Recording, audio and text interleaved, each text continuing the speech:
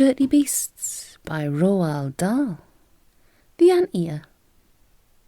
Some wealthy folks from USA who lived near San Francisco Bay possessed an only child called Roy, a plump and unattractive boy, half-baked, half-witted and half-boiled, but worst of all, most dreadfully spoiled.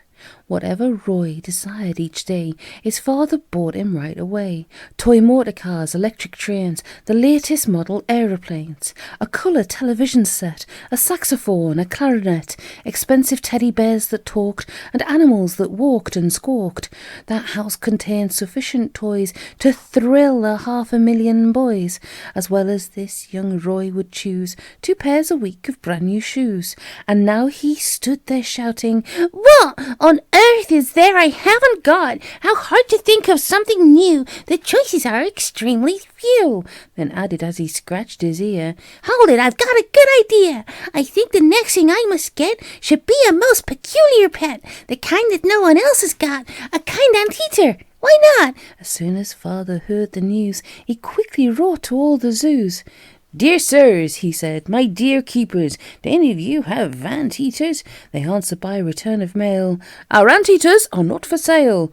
Undaunted Roy's fond parents hurled more messages across the world. He said, "I'll pay you through the nose if you can get me one of those." At last he found an Indian gent, he lived near Delhi, near a tent, who said that he would sacrifice his pet for an enormous price.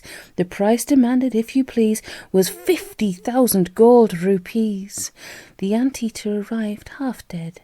It looked at Roy and softly said, "I'm famished. Do you think you could? Please give me just a little food, a crust of bread, a bit of meat. I haven't had a thing to eat in all the time I was at sea, for nobody looked after me." Roy shouted, "No! No bread or meat! Go find some ants, that's what you eat!" The starving creature crawled away. It searched the garden night and day. It hunted every inch of ground, but not one single ant it found. "Please give me food," the creature cried. "Go find an ant," the boy replied. By chance, upon that very day, Roy's father's sister came to stay, a foul old hag of 83, whose name, it seems, was Dorothy. She said to Roy, "Come, let us sit out in the sun and talk a bit." Roy said, "I don't believe you've met my new and most unusual pet." He pointed down among the stones where something lay, all skin and bones. "Anteater!" he yelled. "Don't lie there yawning. This is my aunt. Come say good morning." Some people in the USA have troubles with the word they say.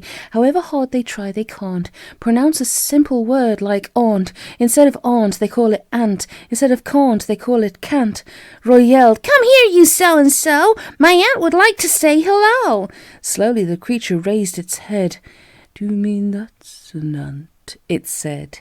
"Of course," cried Roy. "Aunt Dorothy. This ant is over 83. The creature smiled. Its tummy rumbled. It licked its starving lips and mumbled, "A giant ant. By gosh, a winner. At least I'll get a decent dinner. No matter if it's 83. If that's an ant, then it's for me." Then, taking very careful aim, it pounced upon the startled dame. It grabbed her firmly by the hair and ate her up right then and there, murmuring as it chewed the feet, "The largest ant I'll ever eat." Meanwhile our hero Roy had sped in terror to the potting shed and tried to make himself obscure behind a pile of horse manure. But Anteater came sneaking in, already it was much less thin, and said to Roy, "You little squirt, I think I'll have you for dessert."